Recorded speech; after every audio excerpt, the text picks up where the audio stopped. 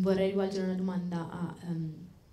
Claudio Palmigiano, quindi andiamo a toccare una realtà ancora diversa.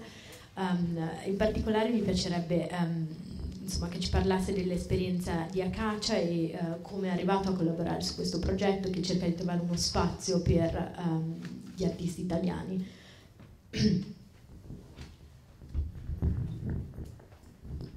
Allora, per quanto riguarda Acacia è l'acronimo di Associazione Collezionisti Arte Contemporanea Italiana, raduna un centinaio di persone, il che è straordinario pensando che la sede è una piccola sede, non legata ad un museo, non legata ad una struttura, e che è riuscita ugualmente ad organizzare mostre a Venezia durante la Biennale, a Palazzo Reale, allo Spazio Operdan, e che ha in statuto quindi evidentemente come prima finalità la valorizzazione dell'arte contemporanea italiana. Tra l'altro un'altra finalità di cui con Baia Curioni si è parlato in vari incontri su varie posizioni era quella, la speranza della nascita di un museo d'arte contemporanea a Milano, un argomento dibattuto, anzi addirittura un anno in occasione dell'assemblea furono presentati i plastici di quello che era il museo, che poi in realtà non è mai nato, quindi da questo punto di vista non si è riusciti ancora a raggiungere questo scopo, anzi oggi si parla più a Milano di museo diffuso più che di una struttura vera e propria, cioè di vari musei in cui ospitare opere. Vabbè, però il discorso di crescita dell'arte italiana ha avuto un seguito, tanto è vero che le opere, a proposito del discorso di Vastari, della collezione, perché Acacia anno dopo anno ha creato una sua collezione attraverso un premio che con i voti degli associati ha voluto indicare un artista emergente o già emerso, già importante, quindi da nomi che tutti conosciamo come Vezzoli o Cattelan a nomi adesso emergenti come Tatiana Truveo o Rosa Barba, tanto per dire. Nomi forse che al grande pubblico dicono ancora poco, ma che sono stati ospitati nei principali musei del mondo. Rosa Barba è stata alla Tate, Tatiana Trouvé è una delle due candidate a rappresentare la Francia alla Biennale dell'anno prossimo, insomma artisti di una certa importanza. Questa collezione potrebbe spostarsi, è qualcosa che ancora si sta valutando, visto che era nata per far parte della collezione del museo che in questo momento non c'è, però attraverso queste opere si è riusciti a far conoscere ancora di più questi artisti, perché oltre alle mostre organizzate da noi ci sono stati prestiti singoli a musei in giro per il mondo. Da questo punto di vista opere che fanno parte quindi di un'associazione, neanche di una collezione privata, forse potrebbero avere uno spazio, potrebbero avere un interesse particolare ad entrare in una piattaforma come quella di Vastari, in modo che un curatore ovunque si trovi possa essere interessato a quel tipo di opere. Diverso il discorso però non è questa la domanda, quindi non intervengo, diverso il discorso per quanto riguarda il collezionista privato. Benissimo. Se vuole può anche coprire quello. Le ripasso la parola. È un po' più ampio. Io sono d'accordo con quanto hanno detto finora, che sino a questo momento i prestiti sono nati in base a conoscenze personali, conoscenze con curatori, con direttori di musei, con critici, però dal mio punto di vista di non più giovanissimo, conoscersi è importante. A me piace, cioè mi piace che un eventuale prestito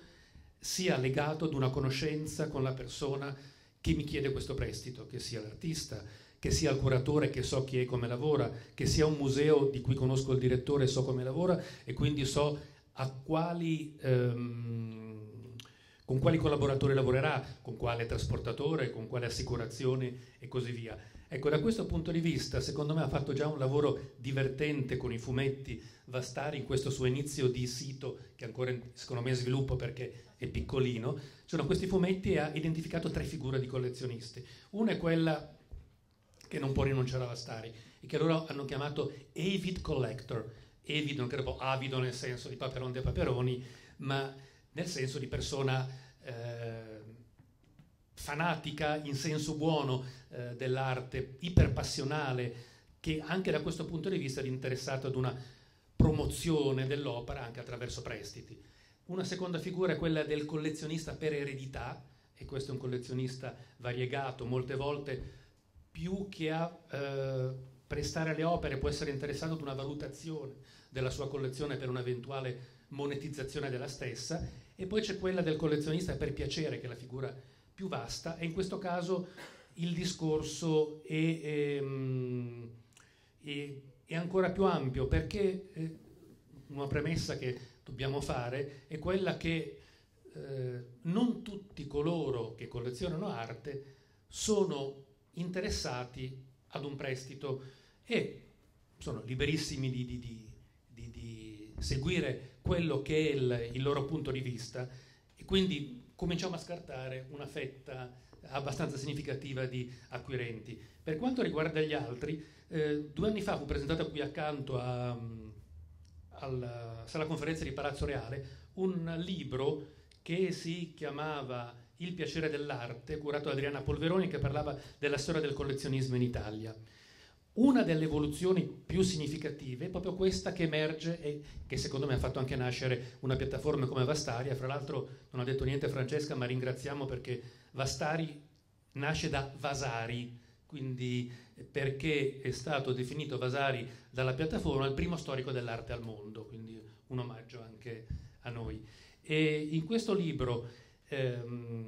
si dice di come ci sia stata un'evoluzione nel collezionismo, da un collezionismo molto chiuso in se stesso ad un'apertura, ad una volontà, appunto, come diceva Diego Bergamaschi, di prestito, di far conoscere le opere, di far sì che circolino, non per una valorizzazione da un punto di vista economico, ma proprio perché queste opere possano essere fruite dal maggior numero di persone possibili. Ecco, queste persone possono essere interessate ad un discorso di questo genere, anche se io vorrei ricordare, e mi collego a quanto ho detto all'inizio, che se parliamo di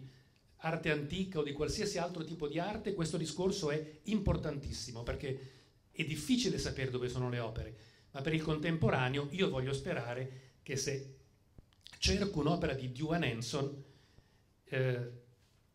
prima di tutto mi chiedo, e come sarà chiesto ovviamente alla curatrice, quali sono i galleristi nel mondo che si occupano di Duane Hanson, e voglio sperare che questi galleristi, se non sono degli sprovveduti, hanno un database loro in cui le opere sono contenute, quindi il collegamento diretto può essere fatto con i collezionisti. Nel mio caso è successo molte volte, tanto per dire, oggi con le opere fotografiche, quindi che sono edizioni, è assolutamente fondamentale per le gallerie e per lo stesso artista sapere dove sono finite queste opere, per evitare che ci siano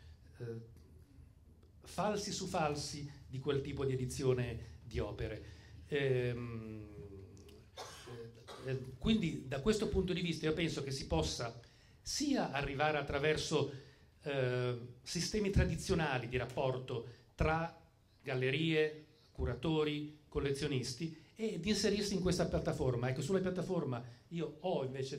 delle domande per Francesca, che i motivi di riflessione sono per me: uno, come vengono selezionate le collezioni, intendo dire all'interno delle collezioni, e anche a seconda del tipo di collezionista, ci sono opere che possono avere un interesse museale e opere che sono molto poco significative. Allora, se io, Vastari, acquisisco la collezione di Panza di Biumo, tutte le opere di Panza di Biumo comunque finiranno, o esiste un filtro per cui qualche opera si dice queste 10 opere magari lasciamole da parte perché non mi sembra abbiano un'importanza sufficiente? Il secondo, c'è sempre questo pericolo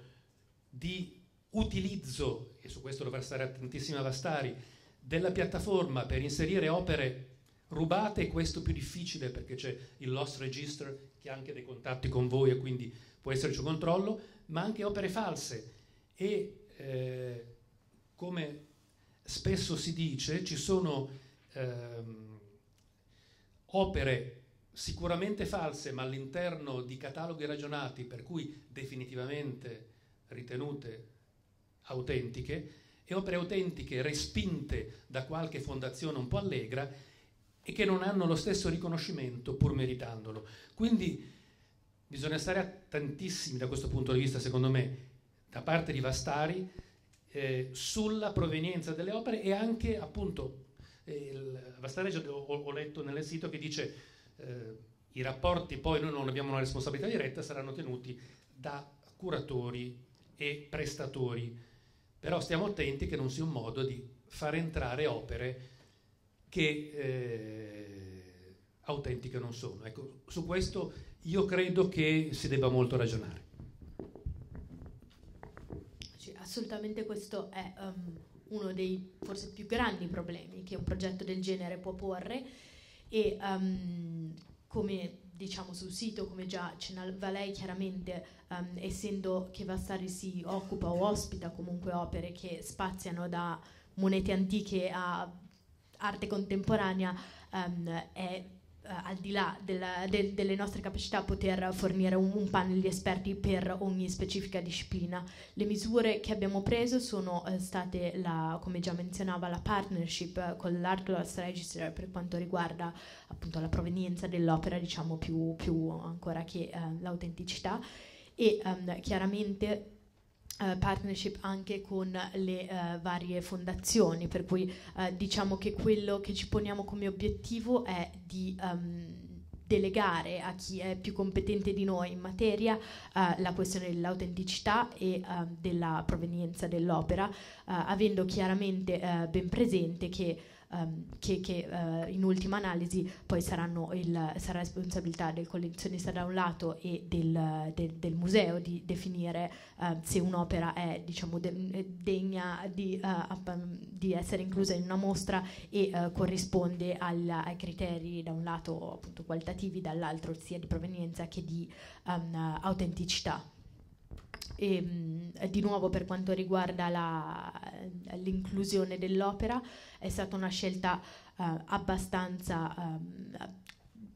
decisamente consapevole, quella di poter essere il più democratici possibile, quindi di riuscire ad includere tutte le opere che il collezionista desidera caricare. Ovviamente, soprattutto per quanto riguarda grandi collezioni, c'è un rapporto di tipo personale col collezionista, e quindi un esempio di grande collezione è sbagliato, era più adatto un esempio di una collezione media, che ovviamente la collezione Panza di Piumo era un esempio così, modo di dire. Diciamo l'interesse nell'avere una collezione media, una collezione che magari non sarebbe necessariamente la prima a venire in mente a un curatore che stia organizzando una mostra, è proprio quello a cui accennava prima Alessandra, ossia la possibilità di avere riunite nello stesso luogo opere di natura diversa, anche a livello proprio di qualità e di interesse dell'opera, per poter pensare a collegamenti che magari non necessariamente verrebbero in mente al curatore. Quindi ospitiamo anche documentazione storica a livello ad esempio di fotografie,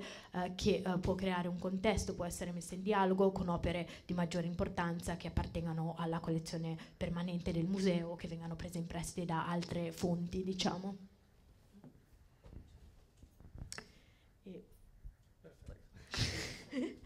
Bene, allora adesso mi rivolgo. Certo.